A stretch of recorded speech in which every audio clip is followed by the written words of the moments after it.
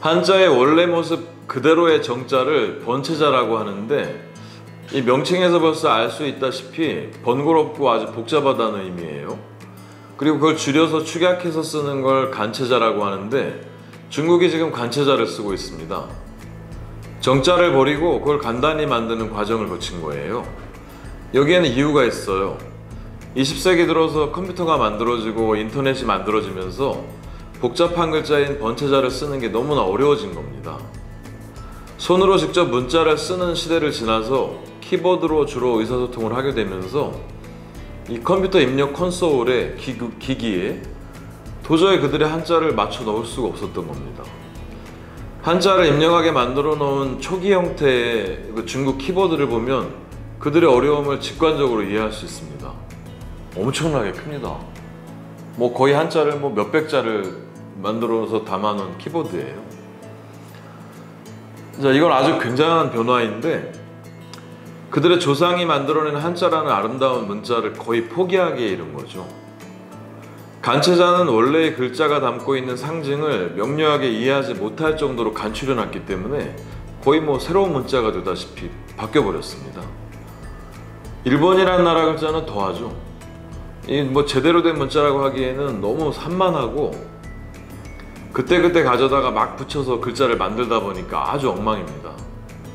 이건 너무 당연한 게, 중국의 한자나 우리 한글처럼 자기들 고유 문자 체계가 없다 보니까 한자나 한글을 막 빌려다가 글자를 만들어서 또 자기들 편한 대로 만들고, 보기에도 아주 딱해요. 아주 비효율적이고 그런 문자를 만들어낸 겁니다. 아니, 그리고도 자기들 글자를 우리가 가져다가 한글 만들었다고 우기는 나라가 일본이잖아요. 아이고, 이건 일본 얘기도 할 얘기 워낙 많지만 나중에 다시 하기로 하고요. 중국의 간체자의 경우에는 물론 원형을 어느 정도 담고 있기는 하지만 축약, 간추리는데 온 힘을 쏟다 보니까 때로는 복잡하게 쓰더라도 그 의미를 온전히 담아내려고 노력한 그 선조들의 지혜가 전혀 빛을 발하지 못하게 된 거예요. 지금 10대나 20대 중국인들은 번체자를 제대로 알지 못합니다. 이 컴퓨터에 익숙한 세대라 발음대로 영어로 타이핑을 합니다. 한자, 중국어를 영어로 타이핑을 하고 그에 맞는 한자가 몇 가지 나와요. 그러면 거기에서 선택을 해서 글을 쓰는데, 그거 옆에서 보고 있으면 참 가관입니다, 정말. 우리나라는 그러나 이런 문제를 겪지 않고 아주 너무도 편하게 이 IT 시대라고 일컬어지는 지금 21세기에 통신에 관련된 거의 모든 혜택을 누리면서 생활하고 있잖아요. 그게 바로 세종대왕님이 만드신 한글 덕분인 겁니다. 이분은 정말 천재 맞아요. 21세기를 마치 예견이라도 하신 것처럼 이 로마자 이상의 효율성을 가진 정말 너무나도 엄청나고 저 같으면 가슴 벅차고 그런 우리 민족만이 누릴 수 있는 최고의 문자를 저희가 가지게 된 겁니다. 세종대왕님 덕분에. 핸드폰으로 단위 시간 안에 어느 정도의 정보량을 전달할 수 있는지 테스트가, 실험이 여러 번 있었어요. 영어, 중국어, 일본어, 한글 여러 가지 언어로 실험을 했는데, 아니 어느 언어가 가장 많은 정보량을 전달했겠어요, 단위 시간에? 당연히 한글입니다. 우리 아이들이 물론 엄지족이라고 일컬어지게 빨리 입력을 해서도 그렇지만, 아니 다른 나라 아이들은 엄지족 아닌가요? 그들도 엄지로 뭔가 문자 보내던 세대란 말이에요. 동일한 조건에 실험했는데 당연히 한글이 가장 우수하다는 게 속도 면에서 증명이 되는 거죠. 우리 대한민국 사람들은 특히나 저희 지금 21세기를 살아가고 있는 우리는 정말 진심으로 세종대왕님께 감사드려야 됩니다. 자, 지금까지 제가 말씀드린 걸 다시 한번 간추려보면, 중국에 한자라는 아주 위대한 인류의 그 문자 체계가 있었고, 우리나라는 그 영향 아래에서 역사를 꾸려왔는데, 이 구어, 말은 다르지만 그들의 한자를 우리말을 표기하는 문자 체계로 계속 해오다가 600여 년 전에 우리의 말을 표기할 수 있는 한글을 만든 거예요. 그래서 우리말의 의문적인 표기는 한글로 하고, 또 사상과 사고 체계에는 한자를 쓸 수 있는 이런 일거양득의 문화를 갖게 되었다는 겁니다. 아름답지 않습니까? 어쩌다 우리나라가 이렇게 되는지 너무 신기한 거예요, 저는. 아무도 이런 얘기 해주지 않지만 이건 정말 엄연한 역사적인 사실인 거예요. 우리 대한민국이 인류의 역사와 문화를 주도해 나갈 만한 토대를 우리는 이미 안고 있었던 겁니다. 600여 년 전에 세종대왕님이 그 방점을 찍으신 거예요. 한글을 창제하시면서. 여러분들 요즘 아주 난리 나고 있는 거 아시죠? 대한민국 드라마, 대한민국 영화, 대한민국 노래, 대한민국의 문화들, 거기에 심지어는 뭐 들인지 아십니까? 대한민국의 도덕성까지도 전 세계에서 뭐 깜짝 놀라고 있는 거예요. 이 코로나 시대 방역은 물론이고요. 얘기가 좀 달라졌는데, 여러분들, 제가 정말 간곡하게 부탁드리는데 아이들에게 꼭 한자를 가르쳐야 합니다. 한자는 단순히 중국의 글자가 아닙니다. 이 동아시아권에서 태어나서 자라는 우리의 지리적인, 역사적인 테두리 안에서 우리가 너무 고맙게 여겨야 될 정도로 그 고도의 그 문화를, 인류 그 문화를 저희 온몸으로 받아서 혜택을 누릴 수 있는 아주 은혜로운 그런 나라인 거예요. 저희 나라 역사가. 아주 편협하고 속 좁은 그런 민족주의로 배척해야 되는 그런 문제가 아닙니다. 아, 나는 중국어 안 해, 중국어 안 배워, 이런 문제가 아니라니까요. 제가 세종대왕님과 집현전 학자들을 비유로 들지 않을 수가 없는데요. 뭐 여러분들 아시겠지만 세종대왕님이 한글을 만드셨을 때 집현전 학자들이 어떻게 했습니까? 어떻게 하는지 아시잖아요. 배포 반대했어요. 이유가 뭘까요? 백성들의 머리가 깨어나는 걸 반대했던 겁니다. 백성들이, 그 당시에는 백성이잖아요. 백성들이 아주 우매하고 말 그대로 무지한 채로 남아 있어야지 자기들이 통치하고 다스리고 자기들의 기득권을 유지하는 데 훨씬 도움이 된다고 생각한 거예요. 제대로 사고하고 생각하고 그들의 의견을 개진하고 이런 게 싫었던 거였잖아요. 여러분들의 자녀가 올바르게 사고하고 생각하고 자기의 의견을 피력하고 뭔가 좀 더 고급스러운 어휘들을 구사하는 지성인이 되는 게 여러분들 싫으신 건가요? 묻지 않을 수가 없습니다. 이런 단어 좀 어색하긴 하지만 아주 무지몽매한 그런 상태로 남아있는 걸 원하시는 걸까요? 그럴 리가 없잖아요. 아주 하위 언어들, 그런 어휘들을 구사하면서 그들의 시간과 생을 아주 저급하게 살아가길 원하실까요? 말도 안 되잖아요. 다른 나라 말 배우는데 회화도 하지 못하고 그들 전문가들이나 쓰는 단어들 막 그걸 열심히 외우다가 그 단어 암기해서 암기를 하려고 했더니 우리말을 뜻을 몰라요. 그 거꾸로 우리말 사전을 찾아보는, 아니 이런 전도된 생활을 아이들이 해야 하는 게 맞겠냔 말입니다. 여러분들, 한자 교육 절대 미루면 안 됩니다. 지금 당장 시작해야 됩니다. 한자의 익힘과 교육이 그래서 꼭 필요한 겁니다. 사서삼경, 논어, 맹자, 중용 또 이런 생각하는 분들 있으실 텐데요. 그거 아닙니다. 그거 아니고 한자 말씀드리는 거예요. 한자, 한문. 사자성어라고 있잖아요. 고사성어라고도 불려요. 보통 네자로 돼 있어 사자성어라고 하는데 사자성어 정도는 물론 필요합니다.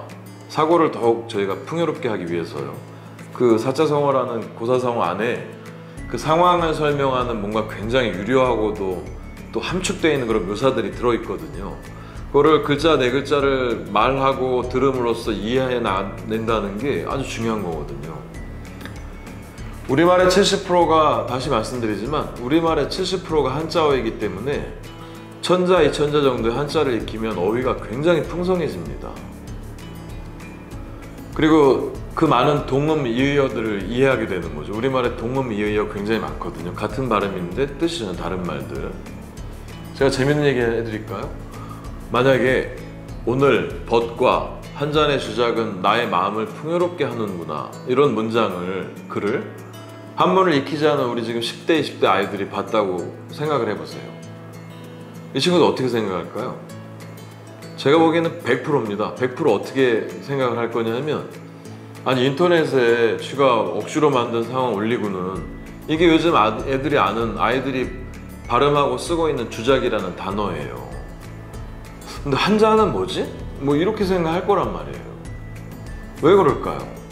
왜 그러냐 하면 술주자, 술 따를 작자라는 한자를 모르기 때문에 이건 너무 당연한 겁니다. 아이들이 주작을 어떻게 알겠습니까? 뭔가 억지로 만드는 것만 알지. 인터넷에 많이 나오는 이런 게 한자의 조어력입니다. 말씀드린 대로 비록 우리 선조가 만든 글자는 아니지만 이 한자라는 글자에 담겨있는 함축과 추상의 깊이는 그 스스로 충분히 그 가치를 드러내고 있는 아주 대단한 문자인 거예요. 소프트웨어적으로 인류의 문화유산입니다.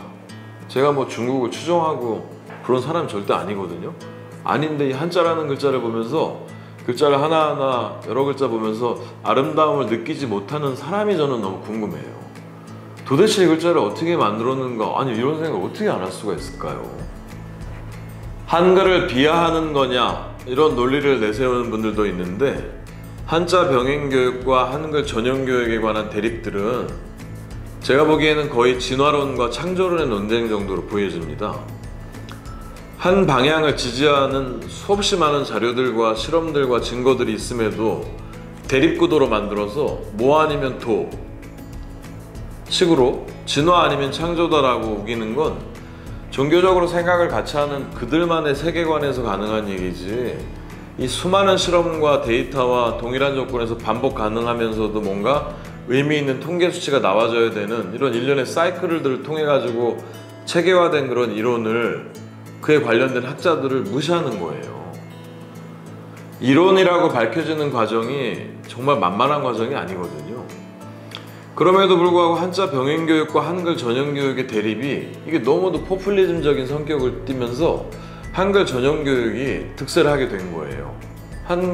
한자 병행교육과 한글 전용교육을 이거 아니면 이거 반반 50%라고 차림매김해버린 겁니다. 제가 보기엔 말도 안 되는 거거든요. 그러면서 그 한자 교육으로 얻어지는 그 많은 장점들이 무시되어 버린 거죠. 저는 이 한글 전용 교육을 심하게 표현하자면 거의 뭐 우민화 정책의 발로라고 저는 할 정도예요. 물론 뭐 전문가들이 많이 토론하고 상의하고 했겠지만 저는 뭐 반지성으로 회귀하는 건가? 이렇게밖에 생각할 수가 없다는 얘기입니다. 우리나라의 문화권에서 지적이면서 성숙하고 합리적이고 보편적인 사고를 하기 위해서는 기본 한자 교육이 반드시 필요합니다. 제가 때가 되면 바뀌리라는 기대를 가지고 있긴 한데 아직은 정부에서 주도적으로 시행하고 있지 않기 때문에 부모님들의 확고한 방침이 중요합니다. 여러분들이 결정을 하셔야 돼요. 여러분들이 바로 시행을 하셔야 됩니다. 아이들을 사랑하신다면 지성애로 키워내는 게 부모의 역할이라는 생각을 하고 계시다면, 아이에게 올바른 세계관을 심어주는 게 아주 중요하다고 생각하신다면, 또 우리 문화권의 이 정수들, 문화적인 정수들을 즐길 수 있도록 해주고 싶으시다면 지금 즉시 한자 교육을 해야 됩니다. 초등학생일 때가 가장 좋습니다. 그보다 어릴 때는 벅차니까요. 하지만 적어도 늦어도 중학생일 때는 반드시 시작해야 됩니다. 일천자, 천자, 1000글자 이상 정도는 반드시 익힐 수 있도록 부모님들이 도와주셔야 됩니다.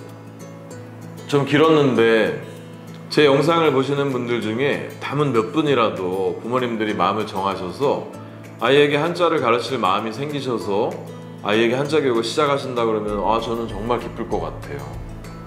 많은 응원 부탁드리겠습니다. 감사합니다. 제 다음 영상은 중국어의 한글 표기에 관해서, 요즘 뭐 산샤댐이라고도 하고 뭐 창장이라고도 하고 장강이요, 이런 얘기들을 해보려고 하고요. 이번 영상하고 내용이 이어지는 얘기예요. 그 얘기 해보려고 합니다. 영상이 도움이 되셨다면 구독과 좋아요 부탁드립니다. 여러분의 구독은 다음 컨텐츠를 제작하는 데 큰 힘이 됩니다. 감사합니다.